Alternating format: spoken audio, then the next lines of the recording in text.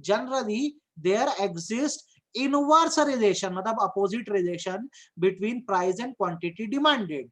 It means as price increases quantity demanded falls due to decrease in satisfaction level of consumer. हमको महंगा मिल रहा है तो बोले क्या खरीदेंगे यार, तो हम डिमांड को कम कर देते हैं. ठीक है, आप बताओ आपको ये पॉइंट समझ आया कि नहीं, हाँ या ना, फटाफट बोलो. और लाइन से समझ आई कि नहीं नोट्स की, बताओ मेरे को. पॉइंट और लाइन दोनों ही चीजें आपको समझ आई कि नहीं, हाँ या ना. आ गई. गुड. तो सबसे पहली चीज जो आप मार्केट में जाकर डिमांड करते हो और पर असर करती है वो है गुड्स का प्राइस. आप सामान की कीमत देखकर ही सामान खरीदते हो. सामान महंगा होगा तो कम खरीदोगे, सस्ता होगा तो ज्यादा खरीदोगे. इसलिए सामान की जो प्राइस होती है, कॉस्ट होती है, और आप उसको खरीदने की जो डिमांड कर रहे हो उसमें इनवर्स रिलेशन या अपोजिट रिलेशन है. आपका बिहेवियर ऐसा चलता है कि अगर महंगा मिल रहा है तो कम खरीदोगे और सस्ता मिल रहा है तो ज्यादा खरीदोगे. दूसरी चीज मार्केट पर आप पर इफेक्ट करती है price of related goods. Related goods का मतलब होता है बेसिकली वो गुड्स जो आपके डिमांडेड गुड्स के या तो सब्स्टिट्यूट में आते हैं या कंप्लीमेंट्री में आते हैं. जैसे सब्स्टिट्यूट गुड्स अगर मैं कहूं तो ये वो गुड्स हैं जो आप अपने गुड्स की प्लेस पर इस्तेमाल कर सकते हो. फॉर एग्जाम्पल मैं चाय पीता हूं, लेकिन अगर चाय नहीं मिलती है तो मैं कॉफी भी पी सकता हूं. तो यहां पर ये जो कॉफी है यार, ये सब्स्टिट्यूट है. मैं चाय पीता हूं, मेरी डिमांड चाय की होती है, लेकिन अगर चाय ना मिले तो मैं कॉफी भी पी सकता हूं. तो कॉफी एक तरह का सब्स्टिट्यूट गुड्स है. अब होता क्या है कि भाई मैं मार्केट में जाता हूं तो अगर किसी सामान का सब्स्टिट्यूट अवेलेबल है तो मैं रेट कंपेयर करता हूं. मैं रेट कंपैरिजन करता हूं. सपोज करो दोनों सेम रेट के, जैसे 15 रुपए 15 रुपए, तो यार ठीक है मैं चाय पीऊंगा, कोई दिक्कत नहीं है, क्योंकि कॉफी भी उतने की आ रही है. लेकिन अगर मैं ये बोलता हूं कि चाय महंगी हो गई, चाय 20 रुपीज की हो गई और कॉफी अभी भी 15 रुपीज की है, तो अब बताओ मैं चाय पीऊंगा कि कॉफी पीऊंगा. मैं मार्केट में गया, मेरे को पता है चाय नहीं है तो कॉफी अवेलेबल है. मैं रेट कंपेयर करता हूं, जब 15-15 रुपए दोनों है तो यार मैं चाय पीना ही पसंद करता हूं. लेकिन अब चाय महंगी हो गई है, 20 की हो गई है, तो मैं क्या पीऊंगा. सीधी सी बात है यार, मैं कॉफी पीऊंगा. तो इससे अपने को क्या समझ आना चाहिए, इससे ये समझ आना चाहिए कि अगर ओरिजिनल गुड्स जो हम डिमांड करने जा रहे हैं उसका प्राइस बढ़ता है, प्राइस हाई होता है, तो जो सब्स्टिट्यूट गुड्स है हम उसकी तरफ स्विच कर जाते हैं, उसकी तरफ चले जाते हैं और इसकी डिमांड बढ़ जाती है. हमारे सामान का प्राइस बढ़ गया ना, तो हमको लग रहा है कि सब्स्टिट्यूट खरीद लो, सस्ता पड़ रहा है. तो हमेशा याद रखना, ओरिजिनल गुड्स की प्राइस बढ़ेगी तो सब्स्टिट्यूट गुड्स की डिमांड बढ़ जाएगी. ठीक, आपको ये बात समझ आ गई होगी अच्छे से और इसमें आपको सही में कोई दिक्कत नहीं गई होगी. तो रिलेटेड गुड्स का मतलब है आपके सामान से जुड़ा हुआ सामान, या तो सब्स्टिट्यूट हो सकता है जो प्लेस पर यूज हो सकता है, या तो वो क्या होता है कॉम्प्लीमेंट्री होता है. बेटा कॉम्प्लीमेंट्री मतलब वो होता है जिसको आपको एक साथ यूज करना होता है. जैसे एग्जाम्पल के तौर पे इसका मैं दे सकता हूं, तो टी अगर आप ले रहे हो तो शुगर बहुत जरूरी है, या टी के साथ टी लीव्स बहुत जरूरी है. चाय पत्ती के बिना चाय बनेगी क्या, नहीं बन सकती. आप बोल सकते हो कि चाय पियोगे और चाय पत्ती नहीं डालोगे, ऐसा नहीं हो सकता ना. चाय है तो चाय पत्ती की जरूरत है. अब होता क्या है समझ लो, अगर मान लो टी लीव्स के प्राइस बढ़ गए, चाय पत्ती का प्राइस बढ़ गया, तो चाय का भी प्राइस अपने आप क्या होगा, बढ़ जाएगा. दुकान वाले महंगी चाय बेचेंगे क्योंकि चाय पत्ती महंगी हो गई है. तो इसमें कॉम्प्लीमेंट्री गुड्स में ऐसा होता है कि दोनों एक दूसरे के बिना रह नहीं सकते, तो रेट बढ़ेगा तो दोनों का बढ़ेगा. और अगर दोनों का रेट बढ़ रहा है तो दोनों की ही डिमांड क्या होगी, कम हो जाएगी, क्योंकि दोनों एक दूसरे के बिना रह ही नहीं सकते. अब मैं यार बोल रहा हूं देखो, जैसे व्हीकल है और पेट्रोल है. भाई पेट्रोल डलता किस में, व्हीकल में, तो दोनों का साथ में इस्तेमाल. अगर पेट्रोल और व्हीकल दोनों का रेट बढ़ेगा तो सीधी सी बात है दोनों की डिमांड क्या होगी, कम होगी मार्केट में. तो कॉम्प्लीमेंट्री गुड्स क्या होता है, एक ही साथ इस्तेमाल करना है आपको, एक के बिना दूसरा रह नहीं सकता. जैसे टी शुगर हो गया, पेन और इंक हो गया, कार और पेट्रोल हो गया, ब्रेड और बटर हो गया, पेन और रिफिल हो गया. दोनों का रेट गिरेगा तो दोनों की डिमांड बढ़ेगी, दोनों का रेट बढ़ेगा तो दोनों की डिमांड घटेगी. आप बताओ, आपको सब्स्टिट्यूट और कंप्लीमेंट्री समझ आए कि मैं रिपीट करूं? ईमानदारी से आप बोलो, आपको समझ आए कि मुझे रिपीट करना पड़ेगा इसको? आ गया? तो बेसिकली आप जब मार्केट में किसी सामान को खरीदने गए हो तो क्या क्या आप पर असर करा? आपने सामान की कीमत देखी, आपने देखा क्या इस सामान का कोई सब्स्टिट्यूट है, अगर सब्स्टिट्यूट सस्ता है तो आपने सब्स्टिट्यूट सामान खरीदा। आपने सामान का कंप्लीमेंट्री देखा, कंप्लीमेंट्री मतलब इसके साथ और भी तो कुछ इस्तेमाल नहीं होता है, अगर महंगे हो गए तो डिमांड आप क्या कर रहे हो, कम कर दोगे। ठीक है, देखो एकदम अच्छे से समझो, रिलेटेड गुड्स का मतलब होता है आप जो सामान खरीदने गए हो वैसा ही अगर कोई और सामान मार्केट में अवेलेबल है जैसे सब्स्टिट्यूट, तो आपकी आदत होती है प्राइस कंपेयर करने की। जैसे पेप्सी और कोक है, दोनों 15-15 का मिल रहा है तो आप पेप्सी ही पियोगे, लेकिन अगर पेप्सी 20 रुपए का हो गया, महंगा हो गया, तो सब्स्टिट्यूट गुड्स की आप डिमांड बढ़ा देते हो, आप कोक पीना चालू कर दोगे। तो सब्स्टिट्यूट गुड्स वो है जो एक की जगह यूज होते हैं हमारे ओरिजिनल प्रोडक्ट की जगह। तो अगर हमारे ओरिजिनल प्रोडक्ट का प्राइस बढ़ता है तो हम सब्स्टिट्यूट का इस्तेमाल करना चालू कर देते हैं, ये हमारी आदत है। कंप्लीमेंट्री गुड्स वो होते हैं जो बेटा एक साथ यूज किए जाते हैं, तो जब रेट बढ़ेगा तो दोनों का साथ में बढ़ेगा, घटेगा तो दोनों का साथ में घटेगा, जिएंगे तो साथ में, मरेंगे तो साथ में। ठीक है, तो ये वैसा ही सिस्टम है कि बेसिकली कंप्लीमेंट्री गुड्स एक दूसरे के बिना चल नहीं सकते। चाय पत्ती के कारण, तो अगर चाय पत्ती महंगी हुई तो चाय अपने आप महंगी होगी, तो जब दोनों ही महंगा हो जाएगा तो कुछ समय के लिए चाय पीना बंद कर देना। पेट्रोल महंगा होगा, असर व्हीकल्स के रेट पे ही पड़ेगा, तो कुछ समय के लिए पैदल चल लो, वो ज्यादा बेटर है। ठीक है, आई होप अब आपको एकदम अच्छे समझ आया होगा। तो देखो मैंने आपको क्या क्या बताया कि आप मार्केट में जब कोई सामान खरीदने गए, सामान की कीमत का आप पर असर आया, रिलेटेड गुड्स की कीमत का आप पर असर आया। तीसरी, आपकी इनकम एक बहुत बड़ा फैक्टर है जो किसी भी तरह की डिमांड पर असर करती है। जैसे आप जब सामान खरीदने मार्केट में जाते हो तो आप अपने पॉकेट को जरूर देखते हो, जेब में पैसे कितने हैं। ठीक, if you have a high income, बहुत पैसा है, एकदम खजाने में कूदते हो, तो आपकी डिमांड बताओ मोर होगी कि लेस होगी? आपकी डिमांड कम होगी कि ज्यादा होगी? बोलो। अगर आप बहुत पैसे वाले हो, आपकी बहुत इनकम है, तो आप मार्केट में ज्यादा डिमांड करोगे कि कम डिमांड करोगे? सीधी सी बात है, आप ज्यादा डिमांड करोगे मार्केट में।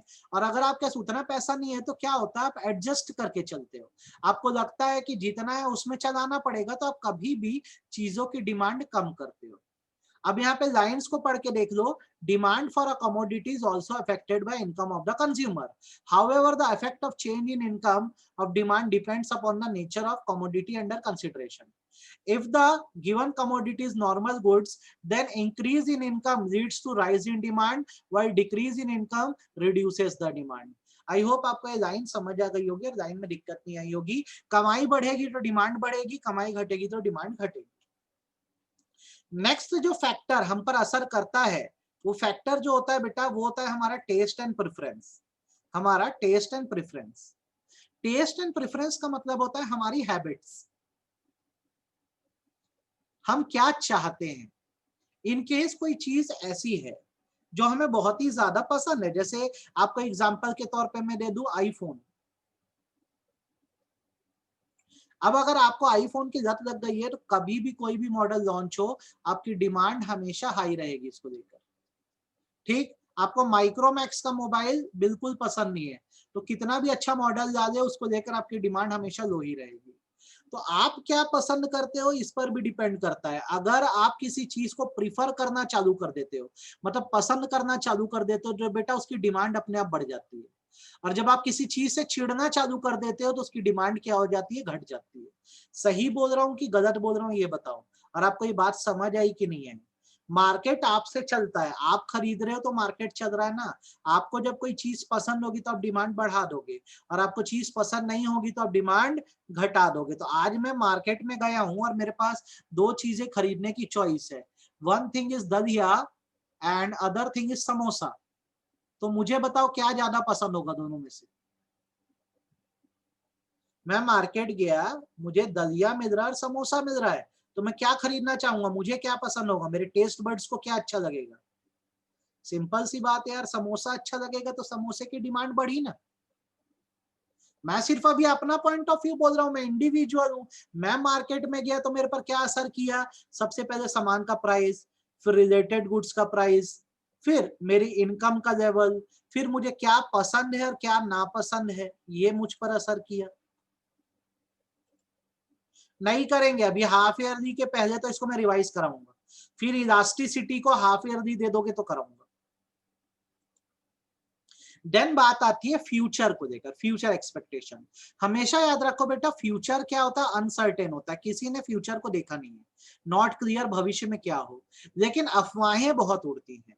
फॉर एग्जाम्पल एक अफवाह उड़ी है, एक र्यूमर उड़ा है कि फ्यूचर में फिर लॉकडाउन लगेगा और जो प्राइस है हर चीज का फ्यूचर में जाके हाई हो जाएगा।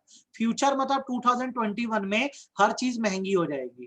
तो एट प्रेजेंट आप बताओ, आप कम डिमांड करोगे कि ज्यादा डिमांड करोगे?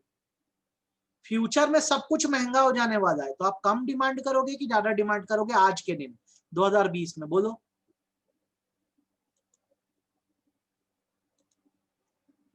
सीधी सी बात है, आप डर जाओगे, बोलोगे पहले से घर में स्टॉक ला के रख देते हैं तो डिमांड बढ़ जाएगी।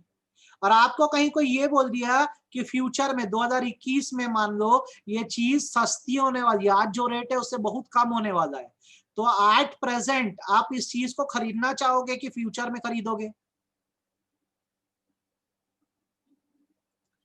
आपको पता आगे जाके रेट गिरने वाला है इस चीज का, तो आज खरीदोगे कि फ्यूचर में खरीदोगे? बोलो। आज कॉस्मेटिक जो है 5,000 रुपए का है, परसों ये कॉस्मेटिक जो है 1,000 का हो जाएगा, तो आज आप खरीदोगे, आज खरीदोगे कि परसों खरीदोगे? सीधी सी बात है ना यार, परसों खरीदोगे। तो आज क्या कर दिया आप डिमांड को? आज डिमांड को आप कम कर दिए, लो कर दिए। तो फ्यूचर भी देखा जाता है, अगर नियर फ्यूचर में आपको लग रहा है कि रेट बढ़ेगा, if the price of certain commodity is expected to increase in near future, then people will buy more of that commodity than what they normally buy. डर जाते हैं तो ज्यादा खरीदते हैं। There exists direct relation between expectation of change in price in future and change in demand in current period. एक direct relationship होता है फ्यूचर के प्राइस का और करंट पीरियड की डिमांड का। For example, if the price of petrol is expected to rise in future, its present demand will increase. अगर future में पेट्रोल का रेट बढ़ने वाला होगा तो आज ही पेट्रोल भरा दोगे, मतलब डिमांड बढ़ा दोगे।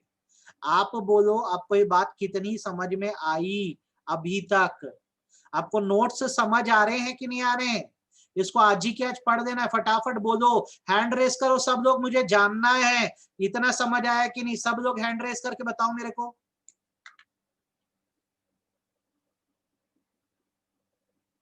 इतना अच्छे से समझ आया कि नहीं आया आपको? ऐसी कोई चीज जो एकदम गई सर निपट गए हम, हमको नहीं समझ आ रहा है, ऐसा तो कुछ नहीं है ना? तो ये बेटा आपका मैंने बताया कि अगर आप इंडिविजुअल हो तो क्या क्या फैक्टर्स होते हैं जो आप पर इम्पैक्ट डालते हैं, क्या क्या फैक्टर आप पर असर कर रहे हैं। ठीक है, अब इसी को इक्वेशन में देना होता है तो इसको हम इंडिविजुअल डिमांड फंक्शन कहते हैं। तो आपको मैंने इक्वेशन पढ़ाया भी है, मैं तो आपको सिर्फ रिवाइज करा रहा हूँ। इंडिविजुअल डिमांड फंक्शन का मतलब होता है कि इंडिविजुअल की डिमांड और फैक्टर्स के बीच क्या क्या रिलेशन है। तो डी ऑफ एक्स अगर मैं बोलता हूँ इंडिविजुअल की डिमांड है, तो बेसिकली एफ मतलब फैक्टर है, तो क्या क्या फैक्टर असर करे?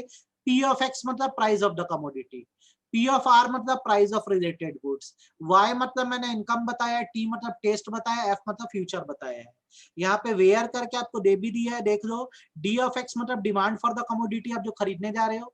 पी ऑफ एक्स मतलब price of given commodity. P of R मतलब प्राइस ऑफ रिलेटेड गुड्स जो सब्सटीट्यूट या कंप्लीमेंट्री हो सकते हैं। वाई मतलब आपकी इनकम, टी मतलब टेस्ट, एफ माने फ्यूचर एक्सपेक्टेशन। ठीक है, तो आपको ये बात एकदम अच्छे से ध्यान रखनी है, ये नीचे की लाइन मत पढ़ना। आपको ये पूरा इक्वेशन और फंक्शन समझ आ गया होगा इंडिविजुअल का। अब अगर इंडिविजुअल का आपको समझ आ गया, ठीक है, वो भी कराऊंगा, ये डिमांड अभी 3 दिन में खत्म कराऊंगा मैं, आज कल परसों, फिर कंज्यूमर इक्विलिब्रियम रिवीजन कराऊंगा आपको मैं। अब जैसे हम अकेले थे तो हमारे ऊपर 5 फैक्टर असर करे, और अगर हमारे जैसे बहुत सारे लोग मार्केट में जा रहे हैं तो सबकी जो साइकोलॉजी है, जैसे एक साधारण कंज्यूमर की साइकोलॉजी होती है, तो मार्केट में जो दूसरे कंज्यूमर्स होते हैं उनकी भी साइकोलॉजी कुछ अलग नहीं होती। हम सब एक जैसा ही बिहेव करते हैं। जैसा बिहेवियर मेरा है वैसा ही बिहेवियर आपका भी होगा। तो अगर हम सबका बिहेवियर एक ही है तो हम इसे मार्केट डिमांड कहते हैं। कहने का मतलब, जब कुछ महंगा होता है तो मैं भी नहीं खरीदूंगा, जब कुछ महंगा होगा तो आप भी नहीं खरीदोगे। तो आप भी कंज्यूमर, मैं भी कंज्यूमर, हम सब जब मार्केट जाते हैं तो एक मार्केट डिमांड क्रिएट करते हैं। तो एक मार्केट पे क्या क्या चीजें असर करती है, जब लोग वहां कुछ खरीदने जाते हैं तो किन किन पॉइंट्स का ध्यान रखते हैं। तो सामान के प्राइस का ध्यान रखते हैं, वेल एंड गुड्स हमने ऊपर भी पढ़ा। रिलेटेड गुड्स जरूर देखते हैं, मतलब देखते हैं सब्स्टिट्यूट अवेलेबल है कि नहीं, सस्ता हुआ तो वही खरीद लेंगे। और देखते हैं इस सामान का कंप्लीमेंट्री गुड्स कौन सा है। फिर हर इंसान जब मार्केट जाता है तो अपनी इनकम को देख के जाता है, जैसे हम जाते थे। हर इंसान अपने टेस्ट के हिसाब से सामान खरीदता है, हर इंसान के ऊपर फ्यूचर का इफेक्ट पड़ता है। तो इंडिविजुअल डिमांड और मार्केट डिमांड में बस फर्क क्या आया, इंडिविजुअल में मैं अकेला मार्केट में सामान खरीदने गया था, और मार्केट डिमांड में हम सब जा रहे हैं सामान खरीदने के लिए। फैक्टर वही है, जो मुझ पर असर कर रहे थे वो आप पर भी असर करेंगे, 5 तो वही है। 3 एक्स्ट्रा फैक्टर आते हैं, जिसमें सबसे पहला पॉपुलेशन आता है। Size and composition of population. हमेशा याद रखो, पॉपुलेशन ज्यादा होगी, आबादी ज्यादा होगी तो डिमांड भी ज्यादा होगी, और आबादी कम होगी तो डिमांड भी क्या होगी, कम होगी। ठीक है। अब आबादी या पॉपुलेशन का कंपोजिशन भी मायने रखता है। ठीक है। जैसे आपको देखना होता है आपकी सोसाइटी में मेल कितने हैं, फीमेल कितने हैं, चिल्ड्रन कितने हैं, ओल्ड पीपल्स कितने हैं। ठीक है। जैसा अगर मान लो आपकी सोसाइटी में फीमेल से ज्यादा है आपके देश में, तो सीधी सी बात है, लिपस्टिक की, साड़ी की, ये सब चीज की डिमांड ज्यादा रहेगी। तो आप जब मार्केट की सोच रखते हो कि मार्केट में जब लोग जाते हैं और कुछ खरीदने जाते हैं तो क्या क्या असर करता है, तो सबसे पहला पॉपुलेशन एक बहुत बड़ा फैक्टर है। जहां की आबादी ज्यादा, वहां का मार्केट भी बड़ा, और वहां लोग ज्यादा डिमांड करते हैं। जहां की आबादी कम, मार्केट भी छोटा, डिमांड भी कम। आप बताओ, ये पॉइंट आपको समझ आया कि नहीं आया? आपको ये पॉइंट समझ आया कि नहीं आया, ये बताओ। आया? Good.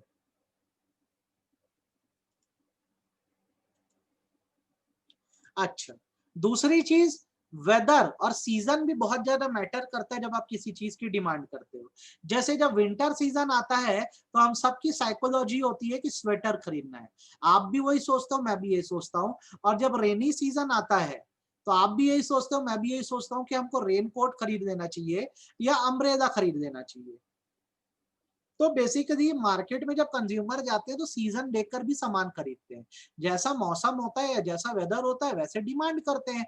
The season and weather condition also affect the market demand for a commodity. For example, during winter demand for woollen cloth and jacket increases, whereas market demand for raincoat and umbrella increases during rainy season. I hope आपको ये point समझ आ गए होंगे।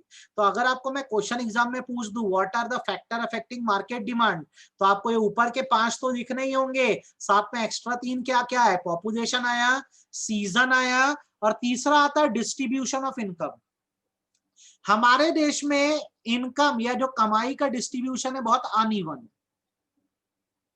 या तो हमारे यहाँ अमीर लोग हैं या तो हमारे यहाँ गरीब लोग हैं, हम ये मान के चलते हैं। हम दो तरह के लोग मान के चलते हैं, या तो अमीर या तो गरीब। अब बताओ कौन ज्यादा डिमांड करता होगा, कौन कम डिमांड करता होगा?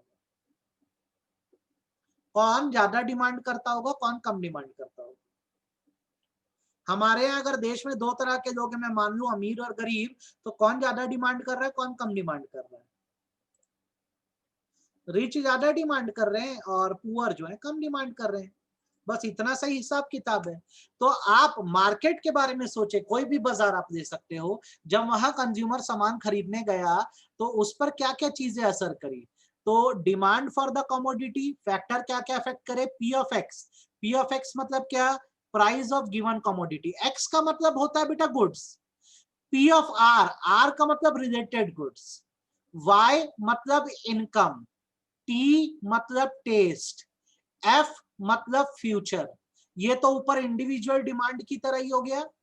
पीओ मतलब पॉपुलेशन का साइज, एस मतलब सीजन, और डी मतलब डिस्ट्रीब्यूशन। इसे हम टर्म देते हैं market demand function. Market demand function मतलब क्या होता है, एक रिलेशनशिप जो ये बताता है कि मार्केट में कितनी डिमांड होती है और कौन कौन से ऐसे फैक्टर होते हैं जो डिमांड पर असर करते हैं। तो there are 8 factor which affects the demand in the market. तो आपको ये एकदम अच्छे से ध्यान होना चाहिए और एकदम ऑन द टिप हो जाना चाहिए। आपसे जैसे मैं अभी पूछ दूं ना कि आप बताओ मेरे को कि अगर कोई इंडिविजुअल डिमांड करने जा रहा है मार्केट में, तो आप बताओ कितने फैक्टर उस पर असर कर रहे हैं, कितने फैक्टर उस पर असर कर रहे हैं बताओ। और कोई मार्केट में डिमांड करने जा रहा है या मार्केट डिमांड अगर है तो उस पर कितने फैक्टर असर कर रहे हैं बताओ। तो आपके आंसर क्या क्या होंगे। अगर कोई इंडिविजुअल मार्केट में डिमांड करने जा रहा है तो उस पर 5 फैक्टर असर करते हैं। और कोई मार्केट डिमांड की बात कर रहे हो मतलब बहुत सारे कंज्यूमर अगर मार्केट में डिमांड कर रहे हैं तो 8 फैक्टर होते हैं जो इम्पैक्ट डालते हैं। ठीक है, आई होप आपको ये बात समझ आ गई होगी। 5 फैक्टर क्या क्या है, पी ऑफ एक्स मतलब price of goods, P of R price of related goods, Y income, T taste, F future. और अगर 8 फैक्टर बोलूं तो ये 5 के 5 तो सेम हो गए। इसमें प्लस क्या हुआ, पी ऑफ ओ मतलब पॉपुलेशन, एस माने सीजन, डी माने डिस्ट्रीब्यूशन ऑफ इनकम। तो आप जब ये डिमांड चैप्टर पढ़ रहे हो तो आपको इस बात को दिमाग में बिठाना है कि आप हो कंज्यूमर, आप सामान की डिमांड करते हो। तो अकेले अगर आप अपने बारे में सोचते हो तो आपकी डिमांड को इंडिविजुअल कहते हैं। और आप सोचते हो कि आपकी तरह से बहुत सारे लोग कंज्यूमर सामान खरीदने जा रहे हैं तो उसे मार्केट। कट शॉट याद रखने का तरीका, आ कंज्यूमर अकेला कंज्यूमर इंडिविजुअल है, और जब मैं ऑल वर्ड यूज करता हूं ऑल कंज्यूमर तो इसको मार्केट बोलते हैं। इससे मार्केट डिमांड क्रिएट होती है। आप बताओ, आपको यहां तक पूरी कहानी अभी तक इस चैप्टर की समझ आ गई कि नहीं आ गई। इस चैप्टर की पूरी कहानी समझ आ गई कि नहीं आ गई, बोलो ईमानदारी से हैंड रेस करके बताओ मेरे को। सभी लोग से मैं जानना चाह रहा हूं, क्या आपको पूरी कहानी इस चैप्टर की समझ आ गई है। फटाफट हैंड रेस करो, मुझे पता रहे कम से कम। पुलकित समझ आया है बेटा, सुप्रिया समझ में आया, उर्वशी समझ आया कि नहीं आया।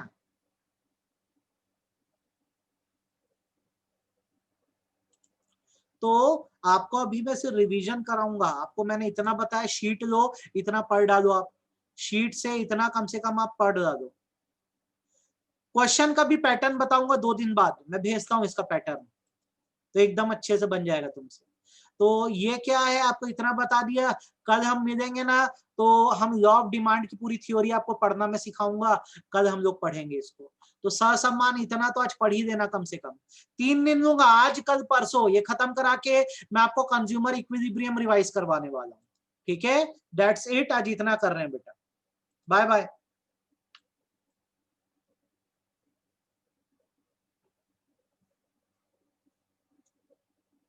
बाय बेटा, जय माता दी।